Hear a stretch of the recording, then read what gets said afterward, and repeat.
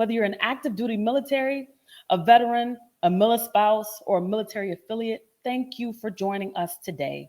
We're so looking forward to providing you with tips, tricks, and resources to assist you on your job seeking journey.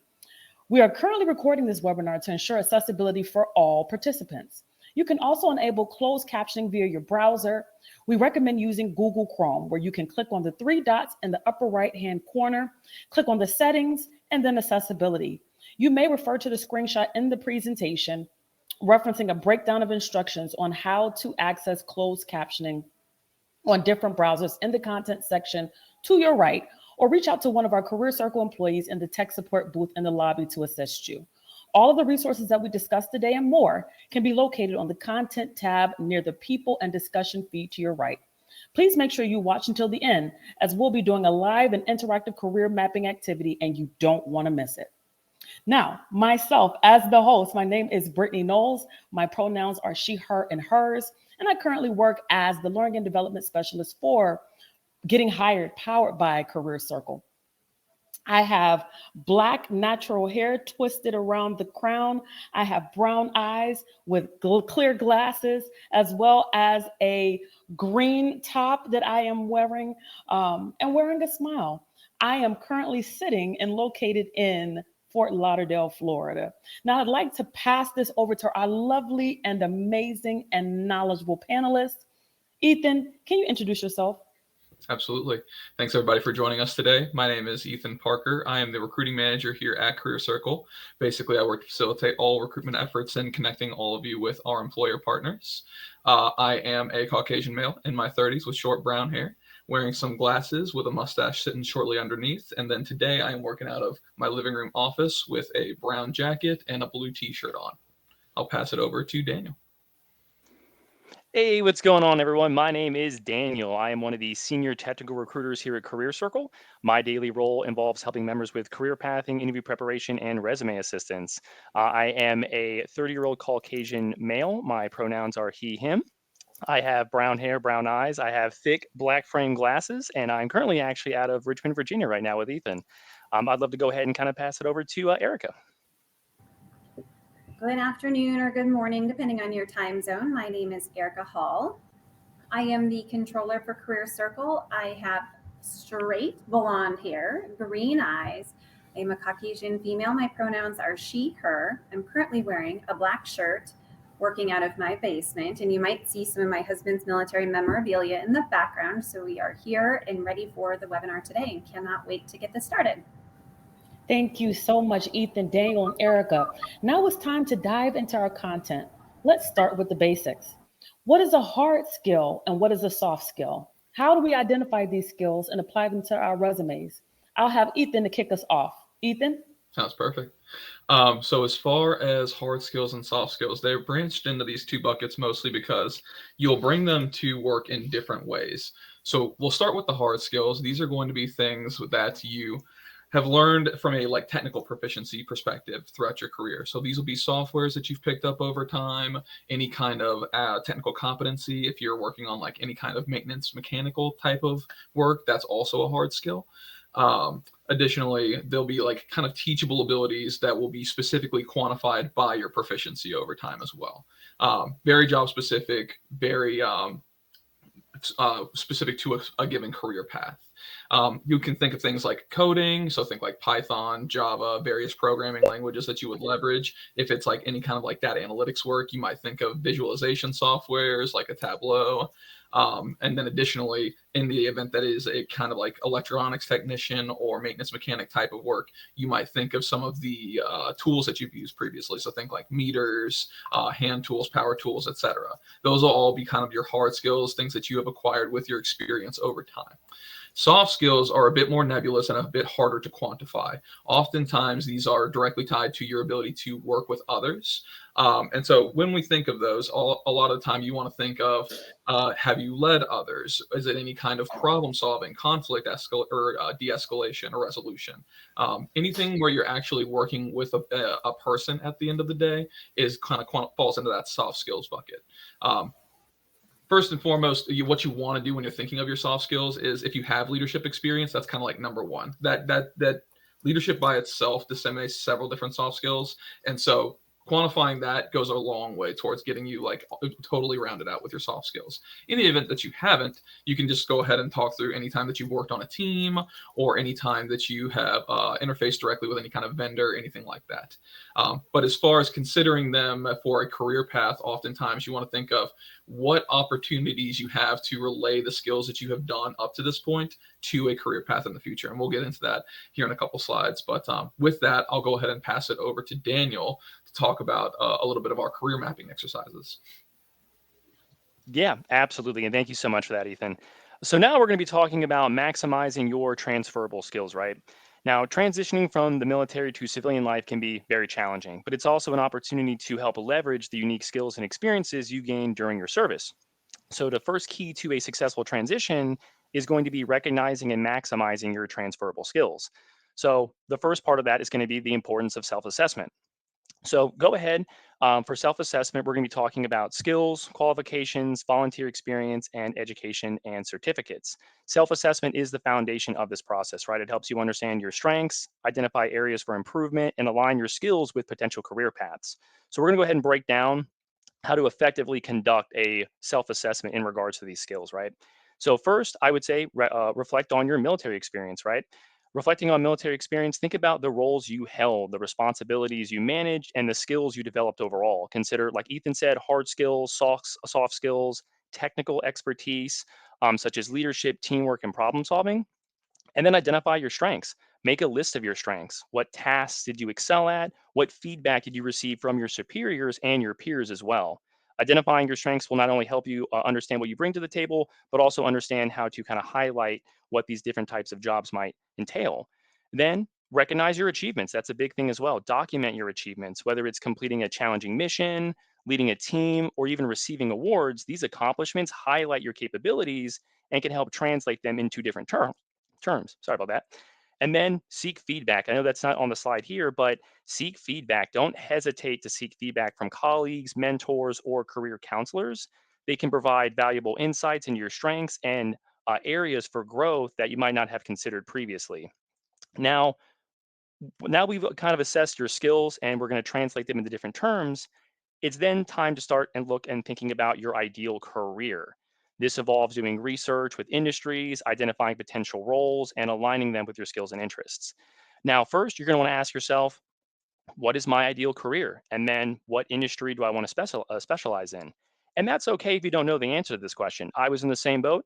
I served in the US military for 6 years in the Air Force, separated back in 2018. And as part of my TAP class, I was the only individual out of the class that was saying, hey, I have no idea what I want to do when I get out. And what does my ideal career path look like? And that's completely okay. That's what we're going to be looking at too and doing the research for that as well. So first, we're going to start by doing research for that into industries that do interest you. So look into your growth prospects, your work environments, and the types of roles that they offer. Industries like technology, healthcare, and logistics usually and often value the skills that veterans bring and start identifying potential roles when you're doing this research. Then identify specific roles within these industries that do match your skills you've obtained. Use job search engines, company websites, and networking platforms like LinkedIn, Facebook, Career Circle to find job descriptions that do resonate with what you're looking for, what skills are required for the job you're seeking. And then align your skills and interests. Align your skills and interests with the roles you've identified. Consider what aspects of your military experience you enjoyed the most, and then look for similar elements in those civilian jobs, right? This alignment will not only help ensure one, job satisfaction, but also two, career growth, which is very big. So once we have that self-assessment, ideal career, now we're going to have a clear idea of what we're going to do for mapping, right? It's time to start mapping out that path and what you want to take from there. So this involves setting specific goals in mind and giving yourself deadlines to help achieve them. So first we're going to do is begin by setting specific, measurable, achievable, relevant, and time-bound goals, or SMART for short, SMART. For example, if you want to become a project manager, a SMART goal might be to complete a project management certificate within 6 months, very obtainable. Break down your goals into steps. Break down your larger goals into smaller, manageable steps. This makes the process, one, less overwhelming and will help you track your own individual process. So, for instance, if your goal is to network with industry professionals, start by attending one networking event per month. Definitely a good goal to get into. And then create a timeline for yourself for achieving these goals, right? Assign deadlines to each step and hold yourself accountable overall. Use tools like calendars, planners, or project management apps to stay organized and keep yourself on track. And monitor as adjust as needed, right? Um, if you encounter obstacles, which you most likely will, adjust your plan as needed. The key is to stay committed and keep moving forward, even if you have to make changes along the way. And that's a big thing we're going to be talking about too in regards to networking. So, finding your ideal career involves thorough research, self reflection, and strategic networking. With that in mind, I'd love to go ahead and pass over to my partner, Erica, to discuss more about networking. Awesome. Thank you, Daniel. I appreciate it. So now that you've done the work, you've determined what your transferable skills are, you conducted a self-assessment, you've reflected on what that ideal career might be, you're probably going to be in that mapping phase. And this is really where I would start to integrate networking and professional development into your job searching process. First, I would lean into those military networks, leverage any connections that you might have, such as veterans organizations, military alumni groups, former military friends and or colleagues. This would be a really good space to start with as you start to think about that next step, because they can open up doors for many different job opportunities and provide you with valuable insights within the market space. Along with this, I would look at your LinkedIn profile. Number one, do you have one? If not, I would strongly suggest creating one. This is a really good opportunity for you to connect with various industry professionals within the marketplace. Through this, you might further engage in informational interviews. As you say the word informational interview, one might think I'm going to go on to an interview, but this really is an information gathering opportunity. You've gone through the effort to really figure out what you want to do, and you might be stepping into a brand new career completely outside of the space of your knowledge and expertise. So going through an informational interview would give you an opportunity to really learn more about the market, learn more about that space. It might even connect you into new professionals and or colleagues where you'd be able to further explore opportunities, but you might even meet your next employer. Daniel had mentioned attending networking events. That's also a really good opportunity for you to continue with that networking phase. That could be through conferences, it could be through job fairs, local networking groups. Even just going into those gives you an opportunity again to meet more people and expand your network. When you're there, it's really good to be prepared and have an elevator pitch ready. If you don't know what an elevator pitch is, I'd like to take a few steps back and think about how can you walk into a situation with people you don't know and give them a brief glimmer into who you are. You want to tell them some catchy information. Who are you? You're going to captivate them. What have you done? Where have you been? What's unique, or what's your unique value that you can bring into the organization? And then as you close that, I would suggest you close it with a call to action. What's the next step? Do you want to engage them with further conversations, or is there an opportunity or a request that maybe you want to engage with them? This gives you an opportunity when you walk into those networking events, you've got kind of your tools in your toolbox ready to engage in some of those conversations, making them a little less intimidating. The next thing I want to talk about is professional development. So when you were doing that career, that self-reflection, you might have identified that as you want to take your next career step, you might need some additional professional development. We looked at those transferable skills. You've identified you may or may not have certain skills. And whatever those skills are that you need to focus on or those that you need to develop, reflect on opportunities to capitalize on them. Do you need to go to school? Do you have to seek out certificates? Is there further education that you need to capitalize on to locate or land that new job opportunity? And I would also, anytime that you have the opportunity to do so, lifelong learning.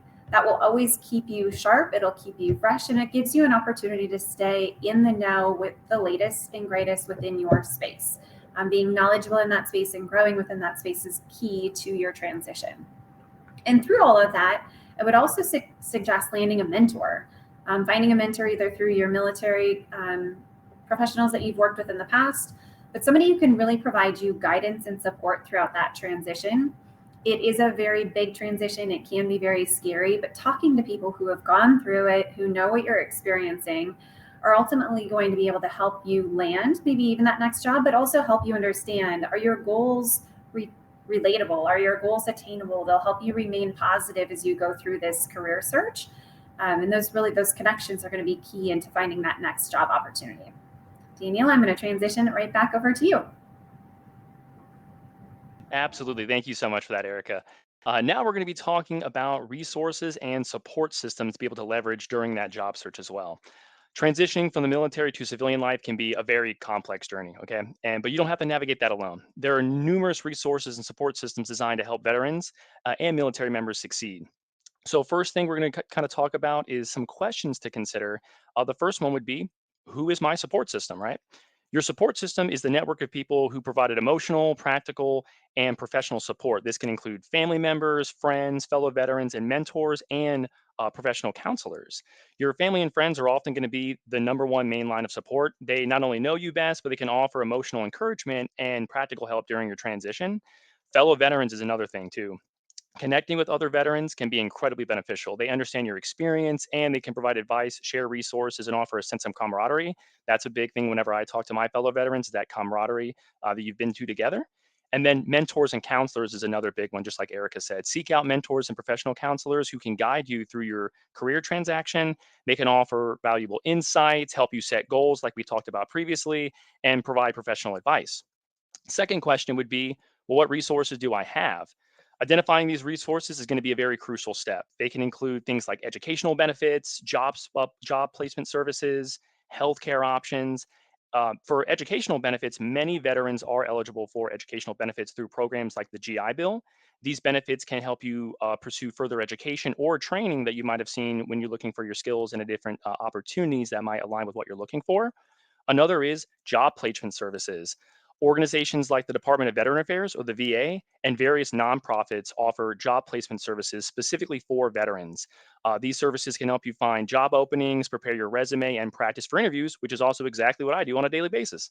Um, Healthcare, that's another big thing. The VA provides comprehensive healthcare services for veterans. So make sure you are aware of the healthcare benefits available to you and how to access them.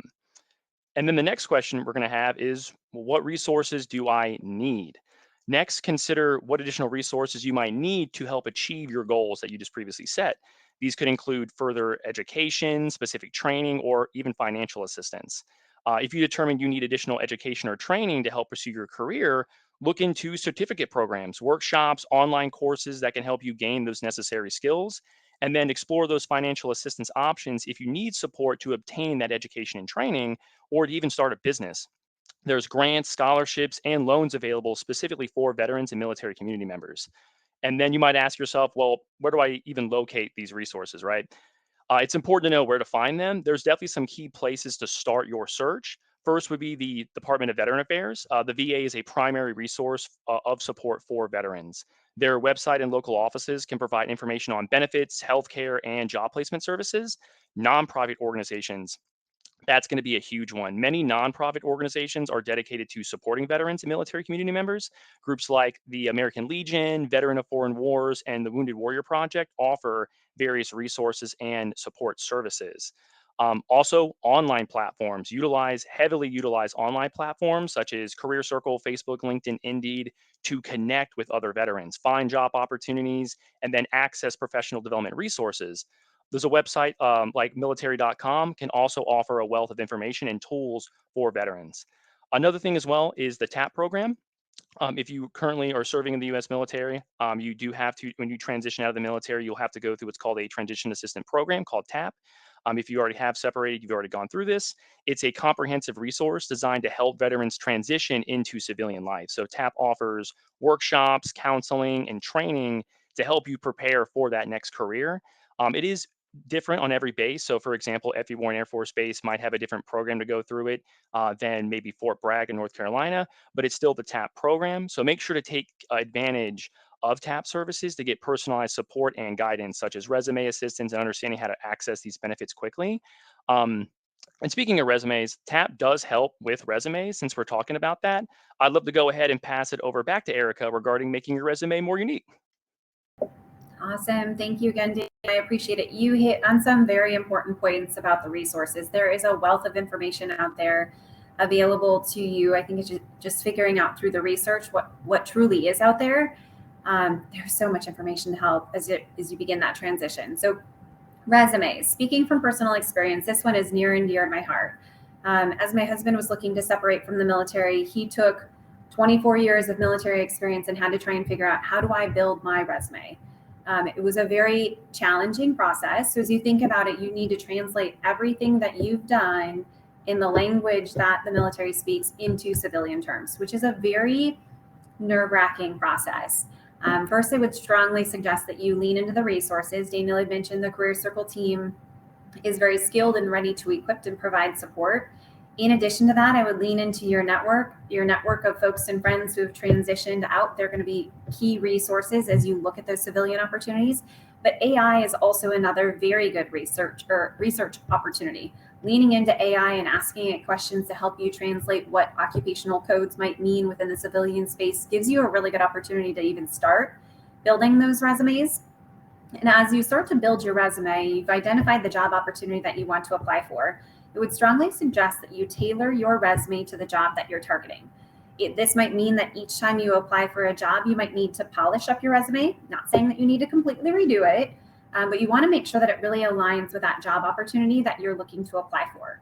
And through that, I'd mirror keywords from the job posting with the skills that you have, making sure that you're playing into that job application and mirroring, again, what you have from a skills and experience standpoint. And we talked about it a little bit earlier, but the verbiage that is used, again, is different.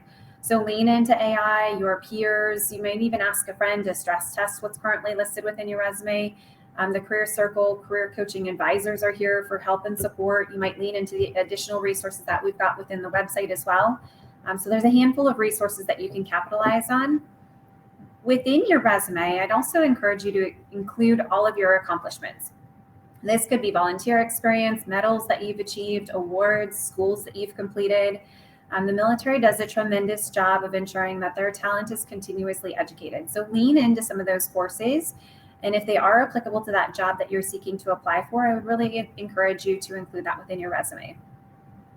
Along with that, I would be concise. Leave off anything that might be irrelevant. It might be dated. Make sure that you're really capturing applicable information. It is current and it is not dated. And finally, always, always, always be sure that you check spell check and validate that your resume is properly written and grammatically correct and free of any spelling errors. That will definitely be one of those areas that is easily overlooked, but I cannot encourage you enough to slow down to ensure that you're looking at those pieces. Next, I'm going to turn it over to Ethan, who's going to take us through an exercise with a live resume. Absolutely. And so as we look at this resume, the biggest thing that we want to focus on here, and I saw a question coming through the chat earlier about requiring a certain level of experience for new opportunities. The biggest thing is we want to try to capture what is relevant for your job search based off of your prior experience. So this is where those transferable skills really come to play. And when we think about trying to translate that from a military perspective into civilian terms, you really want to try to focus on the duties that you had as a part of the United States military. We're going to go through a quick demo of the structure of your resume, how I would recommend putting it together. And then additionally, we'll kind of talk through some best practices while you are quantifying that experience that you had. So you can see here at the top, initial structure, we do have a header. This will have your first and last name and then all of the contact information to reach you at. Bare minimum, you should have this in every copy of your resume, whether it is a tailored one or a generalized one. Employers can't reach out to you if they don't have your contact. One thing to avoid in the header section is a full link. It is perfectly okay to embed a link to your LinkedIn or your portfolio or something like that, but you don't want to just drop in a full link because oftentimes that can make it to where your resume is no longer ATS or applicant tracking system compliant. Additionally, you want to avoid putting in any kind of headshot or complex image into your resume. Again, similarly, this can make it to where the systems that recruiters are using to get to your resume automatically give you a rejection before it even makes it to the recruiter's desk. The next section here is your professional summary. This, I would say, is an optional section a lot of the time. In the event that you do not opt to write a professional summary, you can replace this section with your skills summary, which we'll get to here in a little bit. But as far as the professional summary goes, this is where you can kind of get that elevator speech that Erica mentioned previously onto paper. This is a good way to just quickly relay your qualifications and your experience to a hiring manager at a very high level. Oftentimes, the people that will be reading this section will be the hiring manager as opposed to strictly a recruiter or any kind of digital interface. when you're structuring your professional summary, the big three things that you want to focus on are your overall level of tenure. So what makes you a unique qualified candidate for the role, and how much experience you have that's relevant to the position. The kind of work that you've done up to this point. So what industry alignment that you've had, what kind of projects that you've managed, what kind of projects that you have tackled over time. And then lastly, what you are seeking in a new opportunity. So align this with whatever opportunity that you are applying to, but more to the point, you want to align this with your career goals holistically. And then moving on to bread and butter stuff here. So this is kind of your work experience. We'll make sure that we title this with a kind of a translatable title for the civilian world, as opposed to strictly your military given title at the time. Because again, as hiring managers or recruiters are reading this information, oftentimes they're looking for just a quick and easy way to identify the kind of work that you were doing. Additionally, making sure that you highlight what base you were working or stationed at, and then how long you were there within that role. It goes a long way towards making it very easy for recruiters to kind of understand your work experience. And then as we kind of get into the bullets here, the biggest thing that you want to make sure that you are doing as you are tackling your bullets is quantifying the experience that you had up to this point. We'll use the first one here as an example. This is a great way to kind of quantify a soft skill of leadership. Leading a team of 20 personnel in daily operations, ensuring mission readiness and operational efficiency. Great, concise way of saying, I have led up to 20 people and given them specific tasks to ensure mission completion, as well as ensure that we have operational efficiency throughout the process. Using strong action verbs here will really go a long way towards making sure that the person who is reading your resume understands the impact that your role had. As we move on to additional quantifiables here, your next couple bullets, we can see a couple different percentages. This is a great way to really show like the impact that your work had to the military. In this case, as it would translate to the civilian sector, employers, as they're reading this, will be thinking, this is how this person could directly impact our organization. So whenever you have that information, specifically about how your work impacted an organization as a whole, you'll want to make sure that you include that. So as an example, manage logistics and supply chain operations, resulting in a 15% reduction in operational costs. As we are managing logistics and supply chain operations here, that's a really easy, soft quantify, right? We can say that we did that, but that actual additional last little bit of the 15% reduction, that really drives it home and says, oh, this person really had an impact on the operational costs of the military. Again, and oftentimes, especially as employers are reading this and translating it to veteran experience, it helps them to gain an insight as to what your day-to-day might have looked like in layman's terms, so to speak. Because oftentimes, I mean, anyone who has transitioned out, I have a ton of veterans, Daniel being a primary one, that are close friends of mine that have said previously, they didn't understand how important it was to quantify that until they transitioned into the civilian sector. So it really goes a long way towards getting your resume noticed a lot sooner. Again, last thing here before we move on to the next part of this kind of walkthrough is this soft quantifiable for kind of your soft skills. Once again, this third bullet of coordinated and executed training programs, enhancing team performance and skill development. You might run into a lot of circumstances where you don't have a hard quantifiable number, right? Where you don't have a percent in efficiency or reduced costs or anything like that. But you can speak to the work that you did and still use those strong action verbs to illustrate that, hey, the work that I did had an impact by doing this. So it's always important to try to separate those bullets into your work responsibility, and then here's the impact that it had. With that, I think we're good to go ahead and move to the next slide here. And this is where we'll talk a little bit more about the actual skills summary, and then if you don't have a professional summary, where to place it, as well as where you want to put your certifications in education. Moving here through the rest of this, you can see the person has illustrated their work experience, again, as a communication specialist. This is a role that is a little bit more technical in nature, likely had some kind of maintenance or electronics technician style of work behind it.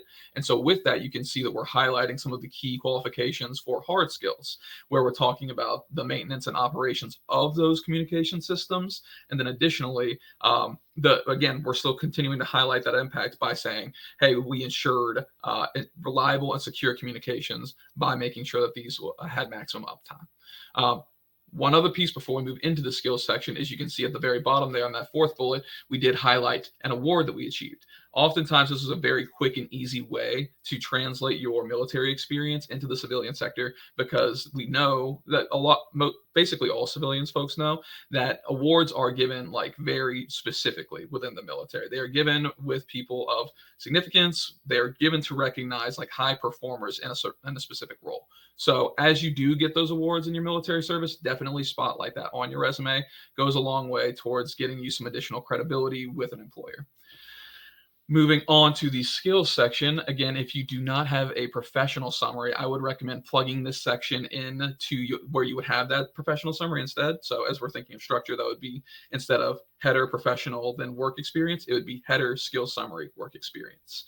But regardless, this is where you'll want to kind of quantify those hard and soft skills.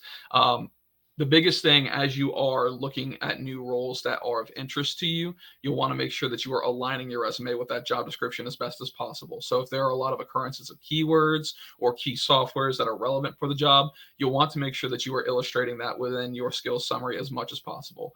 Oftentimes, again, this is where recruiters will refer to just as a quick short list of your qualifications for the opportunity. So very, very important to make sure that you have that skills summary highlighted either before your work experience or immediately after your work experience. And then lastly, we have our certification section here. Once again, if you do have any kind of certificate or higher ed, I would highly, highly recommend that you do illustrate that on your resume. Oftentimes, you can also include a brief description of the certificate curriculum. So, and as an example here for the project management professional, you would kind of illustrate the total timeline of your completion, as well as some of the key principles that you extracted from that curriculum. For this particular instance, we do have just the two listed here, but ultimately, as recruiters are looking for this, especially if they're looking for certified talent for a given role, they'll also come to your skills and then that cert education section very, very quickly. With that, I think we are ready to go ahead and start jumping into our career mapping activity. Absolutely. Thank you so much, Ethan. And if you haven't already done so, you want to go ahead and download our career mapping worksheet. You can locate this by going to the Content tab under the Discussions tab. After opening the document and downloading to your computer, you can edit and add your own career plans. Nextly, I just want to make sure that you all are aware that we have a QA section. And so we absolutely want to be able to hear from you. Please feel free to jot your questions down. We may not be able to get to all of them, but towards the end of today's conversation, we'll be going through some of those questions and answers that you all posed in the chat. Okay, now that we've gone over the steps of identifying transferable skills and creating a career map, let's make one together in real time. We'll be walking through the career mapping worksheet that I just referenced. So make sure to go to the Content tab and download it to your computer so that we're all together on the same page. All right, Daniel, why don't you get us started? Perfect. Thank you so much, Brittany. Cool. So the first thing we're going to be talking about here from the career map worksheet is going to be identifying and discussing about your most recent role and how we can translate that into skills and then related careers. So within the military, each branch has a military occupational code, or MOC for short. They are a great resource for translating your military experience into civilian terms. So each MOC or military occupational code corresponds to a specific job you held in the military, and there are tools available to help you find civilian careers that do match your MOC. For example, if you were in the U.S. Army or U.S. Marine Corps, they use the MOS code system. So, for example, an MOS of an 11 Bravo in the U.S. Army means you're a service member as an infantryman. The U.S. Navy and the U.S. Coast Guard actually use what's called a rating system. And then the U.S. Air Force and the U.S. Space Force use what's called the AFSC. For example, when I was in the U.S. Air Force, my AFSC was a 3 Papa 051, which is a Security Forces journeyman. So first, we want to identify your most recent last role or your MOC. So start by identifying what your military occupational code is. This code represents your job in the military and can be found also within your military records. There's a few different tools we can use to actually find what that code is in case you don't know it. There's tools such as the ONET Military Crosswalk or the VA's Military Skills Translator to find civilian jobs that align with your MOC, and that can be found in the Department of Veteran Affairs. These tools provide job descriptions, required skills, and potential career paths. So as you can see here on the slide, maybe you have some transferable skills for leadership, conflict resolution, data analysis, coding and programming, and project management from an information technology project manager. And that can relate to other careers within the civilian side, such as information technology, project management, cybersecurity. You really want to ask yourself, what are my hard skills and soft skills, just like we talked previously? And then what are my other careers I can consider with the skills I currently have? And with that in mind, I'd love to go ahead and pass it to Ethan, who's going to be talking about the next step of the worksheet. Thank you, Daniel. We'll go ahead and walk through the actual alignment here and taking yourself through that career map next. So the biggest thing here is the primary point of consideration. We want to think through what industries we are interested in. As discussed earlier, you can tackle this from a couple different lenses, but predominantly, a lot of times you can leverage technological resources, Google, YouTube, any kind of AI tools, think Gemini, ChatGPT, etc. Those will be primary resources for you to kind of determine what your future alignment for an industry should look like. And ultimately, this should come based off of your personal interests. You can see here, just for the purposes of this demo, we have 3 industries lined up: IT, manufacturing and construction, and then cybersecurity. These can also take the shape of, instead of like specific disciplines, you would think of it from like a consumer services standpoint. So think like healthcare, hospitality, additional like services like that. So it can take the shape of a lot of things. Take your time as you are going through this first step to really think about where you would like to, what industry you would like to work in for a long time, because oftentimes we've been talking so much about translatable skills. As you gain experience within a given industry, it can be directly translatable to future roles within that industry, or sometimes to adjacent ones. So with that, we'll go ahead and go through column 1 here from an end-to-end activity standpoint. As we are moving through this, you'll want to think through your level 1 is kind of like your entry level. So you think like 0 to 2 years of experience. Your level 2 would be anywhere from like that 2 to 5 years of experience. Level 3, you're 5 to 7, and then your level 4 is 7+. These are going to be your super senior folks, the folks who are in that for a long-term career path and have really bolstered their skills up to that point. So you can see here for the information technology column there, we have a help desk tier 1 position. That is where you're going to kind of get your foot in the door, get your feet wet, gain a really firm understanding of what it takes to work in that kind of position. And the thing here with IT specifically, this is a great example. Every industry has information technology professionals, right? And so when you're thinking of this, IT and healthcare can be vastly different from IT and like a software development company where they're doing like app support or something like that. So that's a primary consideration when you are thinking of that industry alignment as well.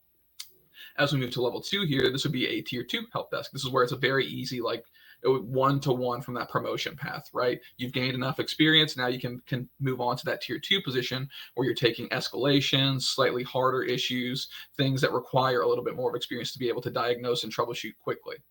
As we move to level 3 here, we can see this is kind of where your journey might take a branching path. As you gain that like 0 to 5 years of experience, oftentimes with proficiency, your career can change trajectories pretty quickly based off of your personal interests. IT is a good example where you might take the path of kind of delving more into system security, system admin, things like that. Or you might branch more into network administration and really making sure that things are networked appropriately, connected to one another, and then any new systems that would come up will also be looped into that network efficiently. This particular example, we're moving into the IS space. So with that, we're going ahead and taking some time to really understand the security principles, how to make a system a little more bulletproof. And then additionally, we're taking the time as escalations come through and like penetration tests are run to really ensure that we are covering gaps. And then lastly, as we move into that level 4, that very senior position, this would be your system engineer. So think of these people as like architects, right? They are not only creating the systems and making recommendations to stakeholders based off of new developments within the IT sector, they are taking that through implementation, orchestrating the penetration tests, and really making sure that the people understand the importance of like security from a system admin standpoint. So this is like your end-to-end career map. As you are working through this, and again, you'll be working through it probably multiple times and reevaluating as you proceed through your career. You want to continue to ask yourself, keeping the, overall industry alignment and the career path that you'd like to take, what are the steps that I need to take to get to the next step of my career? So this question never goes away, even as you are gaining experience. You'll want to continually ask yourself, hey, I know I'm not where I need to be right now to make that jump from a tier 2 to an IS professional. What are some things that I can do to kind of address that gap of skills? Is it gain a mentor in IS? Is it learn a little bit more about cybersecurity as a whole, take some certifications, gain some additional educational resources, etc.? That's that. Are those skills or experience that you might think that you might be missing there? And then lastly, do I need to consider pivoting? You might work in a position for anywhere from 0 to 5 years. And then as you get to that 5-year point, find that it doesn't really resonate well with you. And you're kind of reevaluating what works and doesn't work for you. There's some elements of your work that you might like, others that you don't. As you do consider that, it's perfectly acceptable to revisit this career map and think through, based off of the work that I really like to do, here's what I think I would like to do going forward. That's again, an ongoing process. So to Daniel's point earlier, it's very important to stay committed. Erica's point earlier, being a lifelong learner. And lastly, just being honest with yourself, like making sure that you understand what your desires are in the long term and having grace with yourself, because you're not always going to know that right off the bat until you gain that experience, will go a long way towards making sure that you have a successful map over time. And I think we are... Yeah, I'm handing it over to Erica here to talk through some additional resources. Awesome. Thanks again, Ethan. I appreciate it. That lifelong learner, again, kind of resembles with me. So as you think through that career mapping worksheet, that is a free resource. Take that with you. It is something I would encourage that you continue to reflect back on. It is lean into your resources again. It'll help ease your process as you're looking to land that next job. In addition to that, leverage the resume guide. This has been built to provide you with step-by-step guidance on each section of your resume. So Ethan took us through an exercise today talking about the key points, but leverage that resume guide in case you ever need to go back and say, well, what was it that I need to hone in on here? It includes expert tips, templates, and insight that will ultimately help you customize, again, that resume so that it's perfectly fit to you. An application tracker. This is a really neat process. It's very easy for you to become overwhelmed as you start putting out applications. You're putting out more than one. So how do you track them all? This application tracker is really going to be useful as you try to manage what applications that you have outstanding. What status are they currently in? What are the important dates that you need to be mindful of? What different steps should you be taking for follow-up?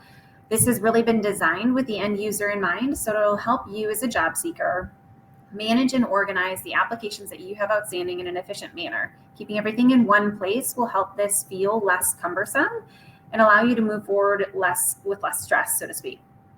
And remember, as you talk through this process or think through this process, Daniel had noted it earlier, but have those specific and measurable goals. Do not be too hard on yourself. It will take some time. It'll making sure that you've got something that's measurable, reflected, that you can reflect back on is really good. Be realistic. Don't be afraid to pivot from those goals.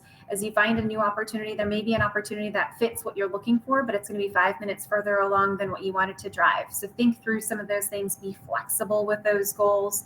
Pair those goals with actions, making sure that you know what your next steps are. How can you take that next step forward to proceed with that job search or proceed with your next opportunity? And then throughout the entire process, don't forget to include that education, the training, seeking out additional certifications that might help you land that next job quicker in a more successful manner. At the very end of all of it, lean into the resources. If you have any additional resources or questions that you need support on, the team here, the team that is on this call is here and ready to support you as well. Is there anything else that you would like to add, Ethan or Daniel? The biggest thing, especially on that last point of including the education, your training certificates, all that good stuff, getting involved in those training programs, and again, being that lifelong learner can give you some additional resources from a networking perspective. Like you'll gain access to either your cohorts, your peers, anything along those lines. Even some of your proctors can be really, really effective resources from a networking standpoint. And so again, as we think through tackling your job search holistically, oftentimes, especially in the technology sector, who you know can be just as important as what you know. So don't be shy about taking the time to network as you are going through those training programs. It can be really, really helpful. So true.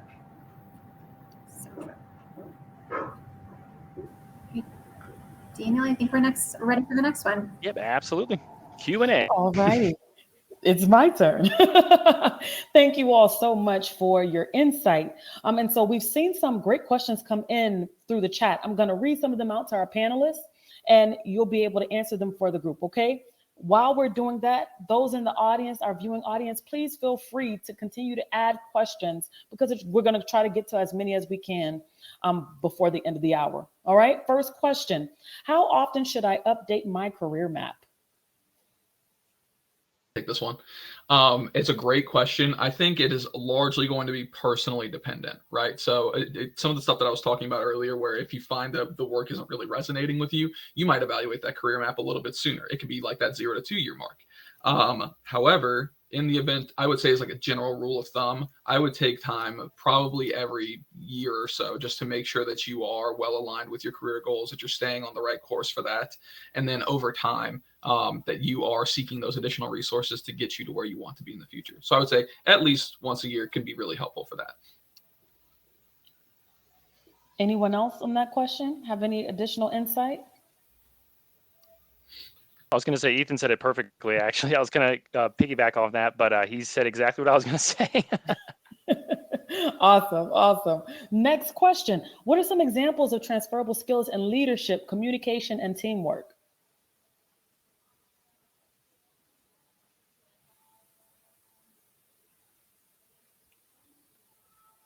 I would say I'm going to jump in real quick, and then I'm going to lean into Daniel and Ethan as well. So some examples, when you talk about being specific in your resume, I talk about how you led a team through a project. It could be leading, like in the resume example, we talked about leading a team of 20. Think about different projects that you've worked on throughout your career, your military career. And was there a point in time that you needed to step up? Did you own a project? Did you own and driving forward an initiative? Those are all examples of leading a team forward. So think about those ones mostly. And Brittany, you mentioned leadership. What were some of the other examples that you highlighted? I want to make sure we hit them all. Communication and teamwork. Awesome. Communication and teamwork also. I think about every single day you're communicating with your team. So lean into the way that you're maybe raising challenges within your organization and how can you communicate that above to leadership and problem solving through it, identifying solutions as you're raising those items forward. That's another really good way of showcasing your leadership, taking initiative, your problem solving, along with your communication skills. And that's a great thing. Yeah, I was going to say, I can help piggyback off that too. That's a great point too, especially when you're thinking about different types of skill sets that you do have from that. There's tons of different applications you might use on a daily basis within your military career that you don't realize translate very well. So applications such as like Microsoft Office, Excel, maybe even you use a remote visual assessment type of application that can translate to different types of roles very well, such as commissioning technicians and so on and so forth. So definitely don't hesitate to look at those different types of skill sets and then look them up, make sure they can translate it to really specific skills, and then place that on the resume as well. Thank you so much, Daniel. Another question. What is the best way to include a professional portfolio into an application? Should I make it a clickable link on my resume, add it as a link on my resume? And how should I organize my portfolio? It's a great question. I would recommend including your portfolio in your header, but the way that you do it will be very particular. We talked about this a little bit earlier. You don't want to just copy paste a link straight into that header. What you would want to do is type out the text portfolio and then highlight the text using your word processing software of choice, Google Docs, Microsoft Word. They all have the ability to embed text into this. So you'll want to embed the link into that text of portfolio. This will make sure that your resume stays ATS compliant. Again, if we, for the folks who maybe weren't here a little bit earlier, that stands for Applicant Tracking System and is the digital tool that recruiters oftentimes use to source and initially vet talent. So with that being said, definitely make sure that you are embedding that text into it. From a structure standpoint in an organization, it's going to be very dependent on the discipline that you are heading into. However, I would recommend organizing it by a project basis. That way it's a little bit easier for an employer to sift through it. So let's say you have an overarching project with multiple kind of like mock-ups or designs, or if you were working in data analytics, a couple different visuals or the kind of data work that you were doing. You'll want to make sure that you organize those by the project basis to make it very easy to read for the end user. Much, Ethan. I have another question. How can I map my quality analyst experience into cybersecurity analyst positions as an entry level individual? As I have completed Google cybersecurity certification, and I've taken a 5-year career gap and want to rejoin the industry. It's another really good question. I would say it's very much dependent on the kind of work that you were doing previously. Here in a little bit, we'll talk about some additional resources to get you connected directly to a career circle, career coach, and they could be able to give you a little bit more pointed advice, but from a general standpoint. Oftentimes you'll want to, it's kind of similar to the work that we've been describing here. You'll want to compare the work that you had done to some of the job titles or job descriptions that you are seeking, and then kind of pull out the bits that are most relevant from your career up to this point and highlight those on your resume. As far as talking through that career gap, especially if you've recently obtained some additional educational resources, you'll want to make sure that you highlight that within your resume as well. So kind of talk through some of the things that you have done within the context of the career gap to keep your professional skill set sharp. Anyone else? Alrighty, have another question. Are cover letters still relevant? I know they're optional, but can they actually increase your chances of getting the role in today's market? Ooh, that's a great question. I can go ahead and for you real quick. So yeah, cover letters can still be relevant and beneficial in today's market, though their importance can vary depending on the type of industry and specific job you're applying for. So in ways that they can be beneficial would be standing out and showcasing skills. If the opportunity is where you can highlight specific skills such as like data analytics or UX design, those experiences may not be relevant in your resume or evident in your resume. And so that can really stand out in a cover letter. And with fewer applications taking the time to write cover letters, having one of them can help you stand out from the competition in ways where they might not be beneficial or less critical would be in things such as like high volume applications. So in industries or roles where there's a high volume of applications, recruiters might not have the time, unfortunately, to read cover letters. And then also digital screening. Many companies and computers use digital platforms to screen resumes, like Ethan was talking about with the applicant tracking systems, and which they can make cover letters a bit less impactful. So ultimately, while they're less required, a strong cover letter can definitely enhance your application and potentially increase the chance of getting noticed, but it does depend, of course, on the industry and the background specifically. Yeah. And adding on to that a little bit, I would say ultimately, like your circumstances for when you should use a cover letter versus not use it, it kind of falls directly into that bucket that Daniel's describing. In instances where you are able to send your resume directly to a person, a cover letter can go a long way. It can kind of talk through, it can give an employer an instance of how you might communicate with them or how you might slot in from a communication standpoint on their team. But in the event that you are just on LinkedIn and you're clicking like easy apply, something like that, oftentimes the cover letter will not be read. And so that's just one important piece to bear in mind. A cover letter in this day and age, I would say, is a lot more of an effective networking tool as opposed to a tool to get you the job from an application. So much. Next question. As a marketing professional, one issue I encounter is the total number of highlighting on my resume. How do you highlight your experience to a potential employer as an example of a lifelong learner, which they're looking for, without them seeing your age as a reason not to hire you?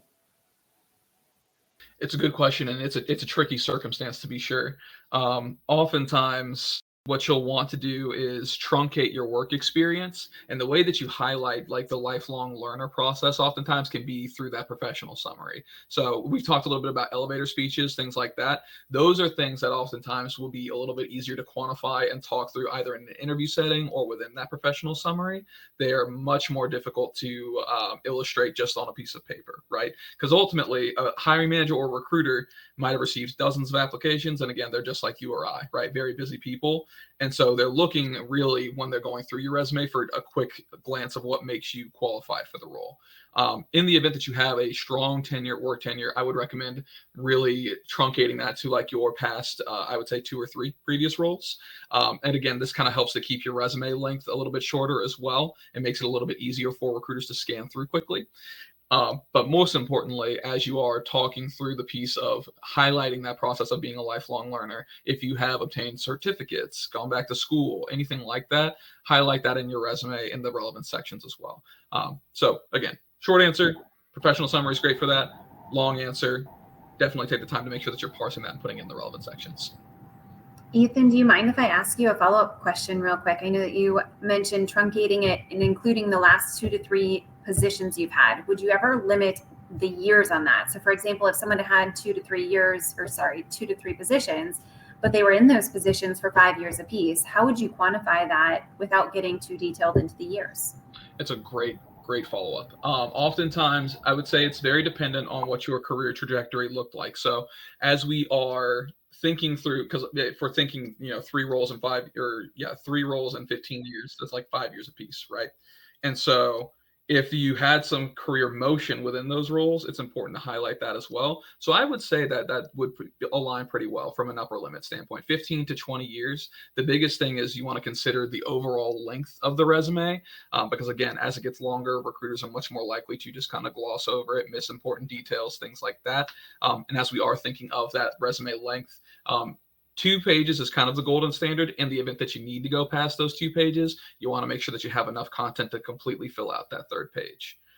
So as we're thinking through like experience standpoint, I would say most of the time you can probably get the past 2 to 3 roles within those 2 pages.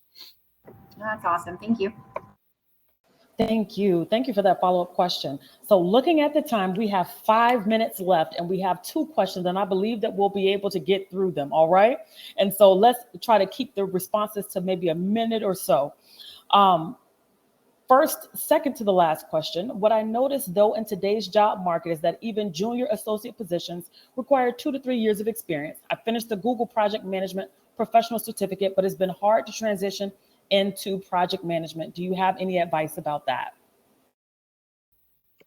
I was going to say, yeah, I can start it, then you can pick it back off it real quick for a minute. Best thing I can recommend is persistence. Persistence is key. Leverage your certificate hardcore. Highlight your Google Project Management Professional Certificate on your resume, your LinkedIn profile. Emphasize the skills and knowledge you gain through that program, and gain practical experience. Look for opportunities to gain hands-on experience, even if it's not in a formal project management role. This could include like volunteering for projects at your current job, freelancing, or like taking on different types of internships or upskilling programs. And yeah, persistence is big. I'll go ahead and pass it to Ethan. Couldn't have said it better myself. It's perfect. Beautiful. I love that the time, squeezing it in there. All right, last question. How can I effectively present a 2-year career gap on my resume and LinkedIn? The gap resulted from my relocation to the US from Africa and the process of obtaining a work permit. During this time, I completed the Google Project Management Certificate. What strategies would you recommend to address this professionally? When it comes to listing career gaps on a resume, oftentimes we recommend listing it in chronological order, the same way as you would any other job, right? So as we think through your specific example, you want to highlight your career gap as kind of like the company you worked at that point in time, and then kind of highlight similarly, just like how you did to us, the context surrounding that gap, and then what you did to keep your professional skill set sharp in that time. It also helps in that moment as well to kind of outline the curriculum a little bit and give the employer an understanding of what went into completing that certificate. So you can take the time to describe some of the modules, your capstone project, anything along those lines that really would go into your new career as a project manager. Absolutely. And then you can go to the next slide, because I know that Ethan has some amazing news for our attendees today. Ethan? Absolutely. So I did mention this previously. We do in the content tab here have the ability for you to set up a one-on-one with one of our career coaching advisors. In these calls, we'll take the time to really understand your goals, skills, and interests and what you're looking for, and also give you prescriptive advice on how to tackle your career search, as well as begin the process of hoping to match you against new opportunities that are relevant for your job search. Biggest things before you schedule, make sure that you have your certificate uploaded, your resume uploaded, because we're going to be talking about those very specifically within those calls. We want to set up those job alerts. In the event that you don't know how to, you can also ask that of your career coach. They'll kind of walk you through the process. And then lastly, making sure that you have that skills section filled out completely. When you upload your certificate, it'll automatically parse that and put all of the skills in the relevant sections. So great way to save some time there.